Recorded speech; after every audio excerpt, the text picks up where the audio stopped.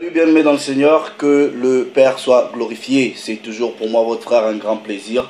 Donc je dis toute la gloire au Dieu véritable, double honneur à la personne du Christ. Toi aussi qui prends le temps de me suivre, un grand merci.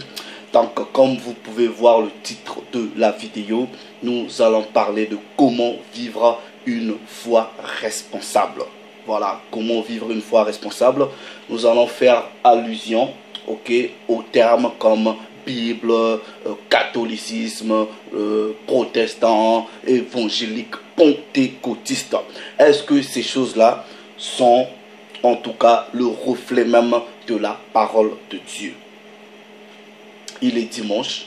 Je sais que plusieurs personnes vont se mettre sur le chemin des assemblées. Ils vont y aller pour dire, pour prier. Ils vont y aller pour chanter, pour louer à la gloire, on suppose, du Dieu véritable. Maintenant, vous voyez, la plupart de nous s'identifient à des formes de foi, premièrement, parce que c'est par rapport à un environnement dans lequel vous êtes né, grandi. Vous voyez, moi, je suis né dans une famille catholique de génération en génération. Je suis né dans une famille catholique. Mais en grandissant, donc avant que le Père lui-même me fasse la grâce de m'ouvrir l'intelligence et l'esprit, pour moi, le catholicisme était la norme. Le christianisme était la vérité. Donc je ne pouvais vivre que par rapport à ce que je voyais.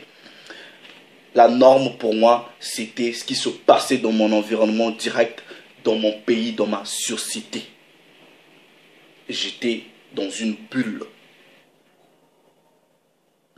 Et en grandissant, étant que catholique, j'ai jamais cherché à comprendre pourquoi je l'étais, pourquoi je croyais, pourquoi j'allais à la messe, pourquoi on me faisait baptiser, pourquoi on prenait la communion, toutes ces choses-là. Jamais j'avais questionné. Et aujourd'hui, la plupart des gens continuent dans les formes de pensée, dans les formes de croyance, dans les formes de religion, sans pour autant, à un moment, prendre le temps de dire, bah tiens, je vais par exemple à l'église le dimanche, ou dans la parole de Dieu, cela est écrit. Vous voyez, si j'étais né par exemple en Arabie Saoudite, oui, il y a 99% de chances que je sois un musulman. Deux fois les formes de pensée, de foi, de croyance ne sont pas forcément un choix qu'une personne fait. C'est l'environnement, la société. Donc, et en grandissant, regardez ce que la parole de Dieu dit, Vous êtes né dans un pays, voilà, vos parents vous ramènent à l'église, vos amis vont à l'église, vous pensez que c'est normal, et voilà. Regardez ce que la parole de Dieu nous dit. Nous allons premièrement aller dans le livre de 1 Corinthiens. Je lis dans la version second 1910, 1 Corinthiens au chapitre 13, du verset 11. Il est écrit: lorsque j'étais enfant, je parlais comme un enfant. Je pensais comme un enfant. Je raisonnais comme un enfant. Donc, quand vos parents vous ont ramené peut-être à l'église évangélique, catholique, ou peu importe, à la mosquée ou quoi que ce soit, vous étiez un enfant, Vous réfléchissez comme un enfant. Un enfant, on le ramène comme ça, il ne réfléchit pas. Vous acceptez tout. Mais regardez. Mais lorsque je suis devenu homme, j'ai fait disparaître ce qui était de l'enfant. Ça veut dire quoi, en quelque sorte? Ça veut dire que quand vous grandissez quelque part, quand vous prenez de la maturité, vous devrez mettre en question tout ce que la société vous a enseigné, tout ce que vos parents vous ont enseigné, tout ce que votre environnement vous a enseigné, vous a appris. Oui, vous devrez mettre tout en question. Et de savoir si ce que vous avez appris de votre société, de vos parents, de vos frères, de vos amis, est vrai. Ce qui fait que vous devrez faire des recherches. Oui. C'est quoi un enfant selon la parole de Dieu? C'est quoi un enfant selon la parole de Dieu? Un enfant, c'est celui qu'on donne de la nourriture, vous voyez, du lait, de la purée. Un enfant, on ne peut pas lui donner de la nourriture dure. Hébreux chapitre 5. C'est après vous allez me dire si vous êtes un enfant ou vous êtes un homme fait ou un adulte. Hébreux chapitre 5. Ok, du verset 12 jusqu'au verset 14, il est écrit. Vous en effet, qui depuis longtemps devriez être des maîtres, c'est-à-dire des adultes dans la foi, dans les choses de Dieu. Vous avez encore besoin qu'on vous enseigne les premiers rudiments, les béabas, les bases des oracles de Dieu, c'est-à-dire des choses de Dieu. Vous en êtes devenus, non, vous en êtes venus à avoir besoin de lait et non d'une nourriture solide. Or, quiconque en est au lait n'a pas l'expérience de la parole de justice, car il est un enfant. Mais la nourriture solide est pour les hommes faits. Voilà. Mais non, ça veut dire quoi en d'autres termes? Vous voyez, souvent quand je discute avec mes frères et sœurs qui s'autoproclament chrétiens, souvent vous discutez, ils vous disent quelque chose. Quand vous leur dites, ah oui, tu es sûr de ça? Qui t'a dit ça? Il dit oui, c'est ce qu'on nous a dit à l'église. Ça c'est les réponses que je reçois souvent. C'est ce qu'on nous a dit à l'église. C'est ce que mon pasteur m'a dit. C'est jamais, ah non, c'est ce qui est écrit dans la Bible. Et c'est ce que j'ai vérifié. J'ai fait des recherches dans l'histoire, dans la science. C'est jamais ça. C'est ce qu'on m'a dit. On m'a dit, on m'a dit, on m'a dit. Maintenant, je te pose la question, toi qui prends le temps de me suivre. Tout ce que tu crois là, c'est ce qu'on t'a dit ou c'est ce que tu as pris le temps de vérifier? Voilà. Actes des apôtres. Actes des apôtres. Chapitre 17 au verset 11. Version toujours Louis II, 1910. Ces Juifs, parlant ceux de Bérée, avaient des sentiments plus nobles que ceux de Thessalonique. Ils reçurent la parole avec beaucoup d'empressement et ils examinaient chaque jour les Écritures, pour voir si ce qu'on leur disait était conforme aux Écritures ou exact. Voilà. Vous voyez, les gens de Bérée, c'était des gens qui vivaient une foi responsable. Ils s'asseyaient par là, on écoutait un homme qui racontait des choses sans vérifier. Vérifier, ok, c'est pas seulement le pasteur il donne un verset, vous le lisez. Vérifier, c'est comprendre les choses dans le contexte. Aller dans l'histoire, aller dans la science. Vérifier, faites des recherches. Vous voyez, les gens qui me connaissent, ils savent que je n'accepte jamais rien sans vérifier. Voilà. Je prends pas n'importe quoi. Je n'ai pas envie de m'aliéner. j'ai envie d'être responsable de mes propres croyances.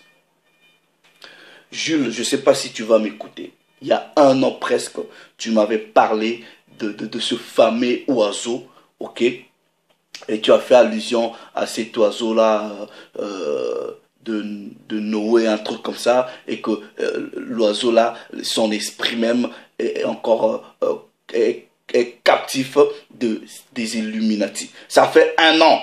J'ai cherché, j'ai jamais trouvé. Mais je te dis, le Père est grand. Ok? Donc, j'ai, dans un livre ici, ok, trouvé des informations, en tout cas concernant cet oiseau-là mystique. Ok? Mais le nom n'est pas pareil. Je pense que peut-être que tu m'avais donné un nom, peut-être que tu connaissais pas le nom. Mais voilà, j'ai trouvé, je t'en parlerai de cet oiseau et des informations que j'ai trouvées concernant cet oiseau. Voilà. On ne méprise rien, on examine tout, on retient ce qui est bon et on rejette ce qui est mauvais. Vous voyez, aujourd'hui, ça là, on appelle ça Bible. On appelle ça Bible. Il y a des gens qui se disent catholiques, protestants, œcuméniques, quoi encore déjà, évangéliques, pentecôtistes. Ou est-ce que dans ce livre-ci, on parle de Bible? On est parti d'où pour qu'aujourd'hui, ça là, on appelle ça Bible. On est parti d'où? On est parti d'où?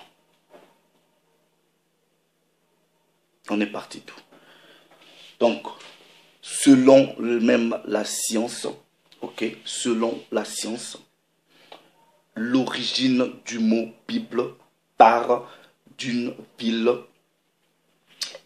phénicienne.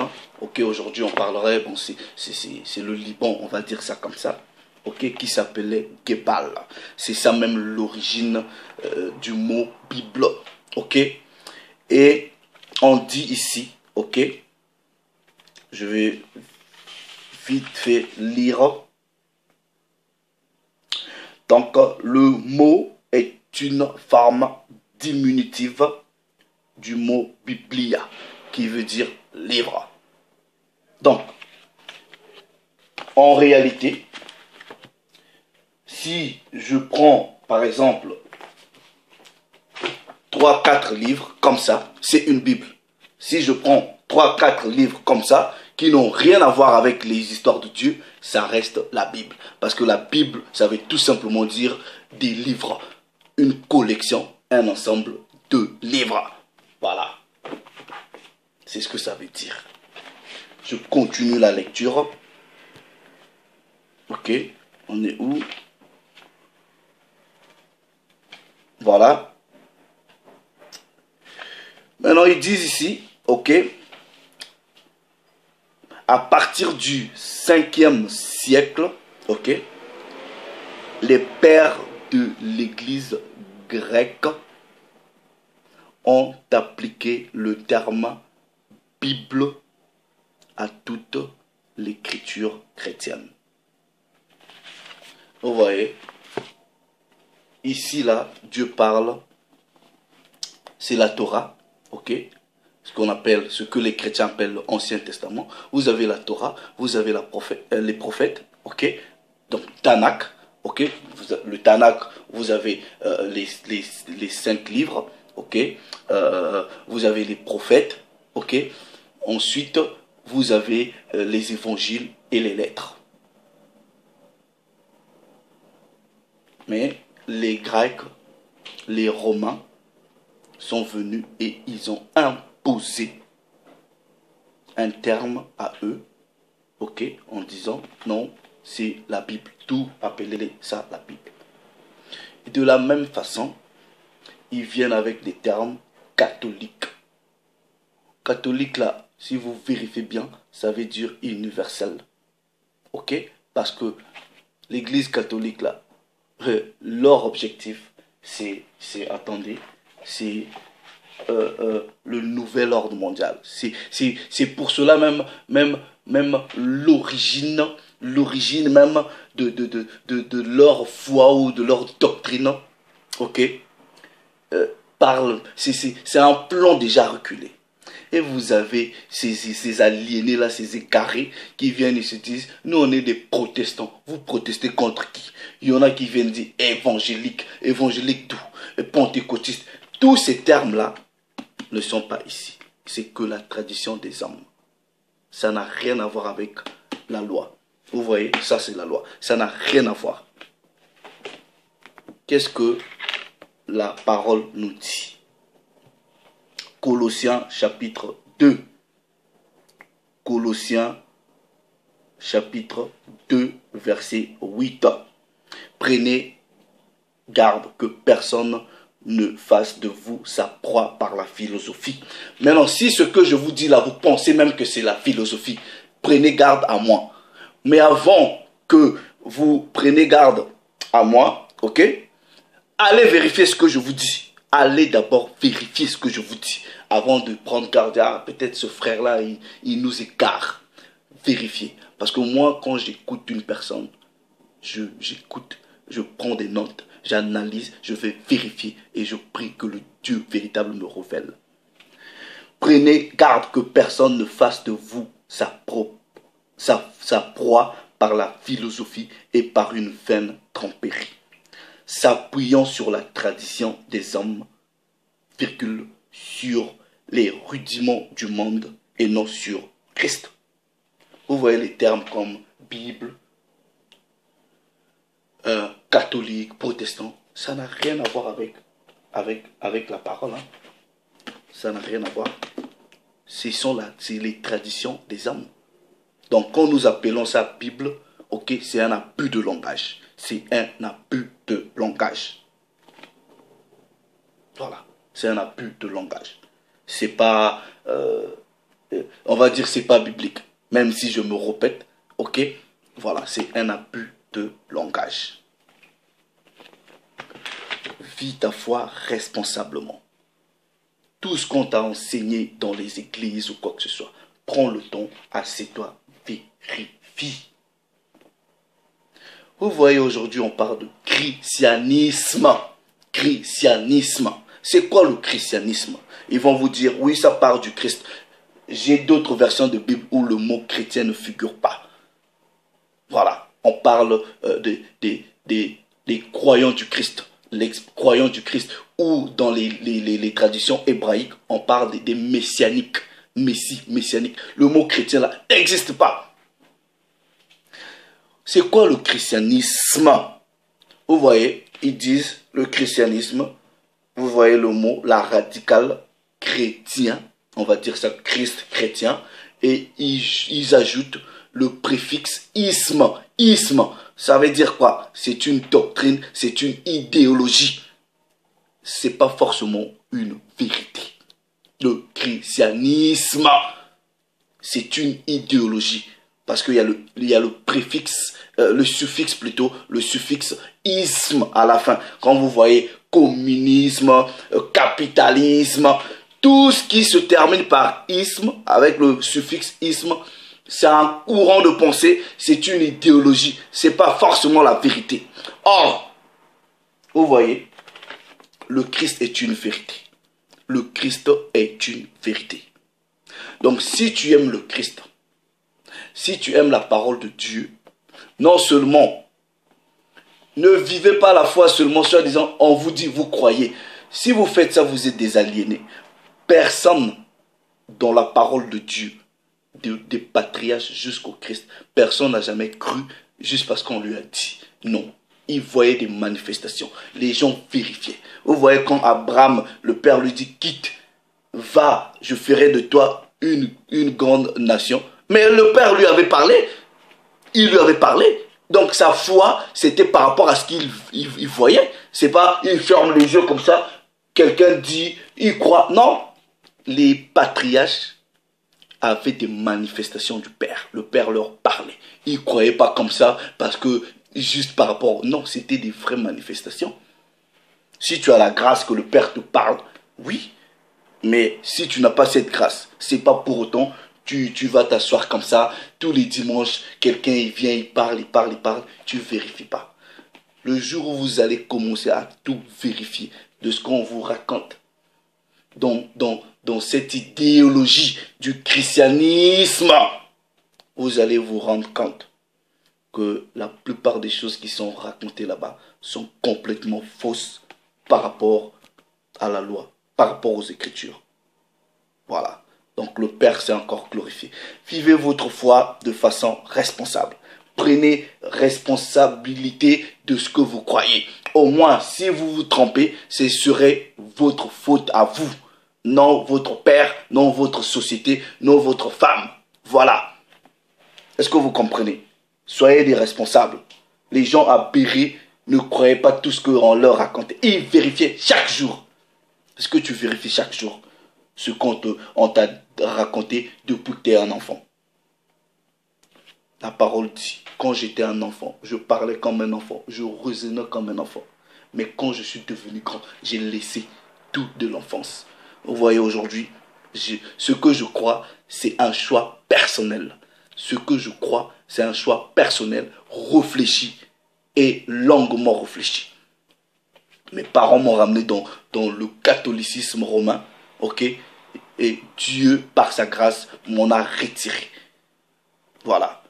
Donc, analysez tout, retenez ce qui est bon dans vos croyances et rejetez le mal.